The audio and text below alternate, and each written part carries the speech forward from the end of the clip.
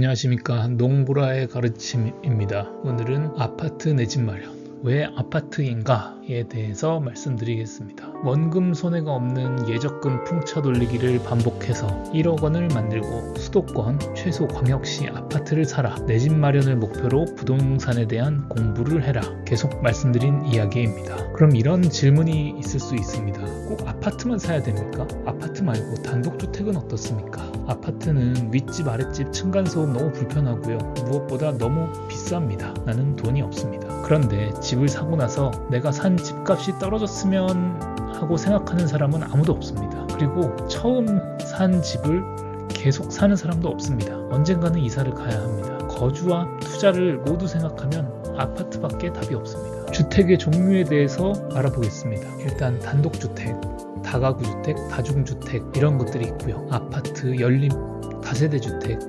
빌라라고도 하죠. 그리고 주거용 오피스텔, 생활형 숙박시설, 근생주택 이런 것들도 주택의 범주에는 들어갑니다. 단독주택, 다가구주택, 다중주택의 특징은 무엇이냐? 옆에 등기사항 전부증명서를 보면 같은 번지수인데도 건물과 토지로 나눠져 있습니다.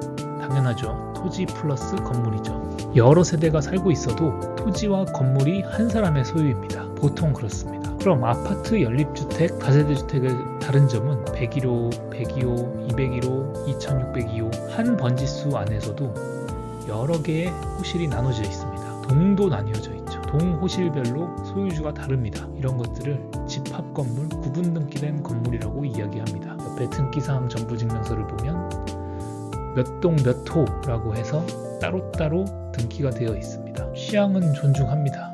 하지만 자산을 모으고 나중에 생각해도 충분합니다. 단독주택에 무조건 살 거야, 일단 돈을 불리고 난 다음에 아파트 이제 너무 지겨워 라고 했을 때 가도 상관없습니다. 사회초년생 때는 아까 말씀드렸듯이 이사도 가야 되고 돈도 불려야 되기 때문에 환가성, 환금성, 쉽게 살 수 있고 쉽게 팔 수 있어야 합니다. 그럼 아파트만 그렇습니까?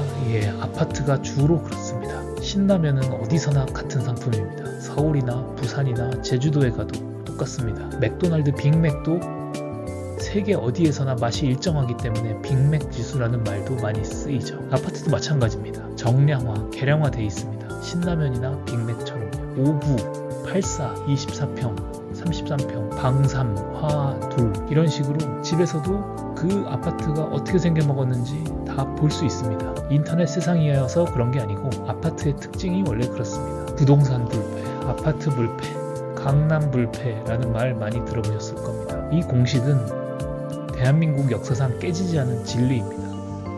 최소 앞으로 10년간은 유효할 겁니다. 확률이 높은 곳에 베팅을 해야 되지 않겠습니까? 예적금 풍차 돌리기로 3, 4년을 모았는데 쉽게 잃을 수는 없습니다. 단독주택, 다가구주택, 오피스텔 오를 가능성도 많지만 확률이 높지는 않습니다. 정리하겠습니다. 수많은 주택의 종류가 있지만 아파트를 사야 합니다. 성공할 확률이 높습니다. 이상입니다. 감사합니다.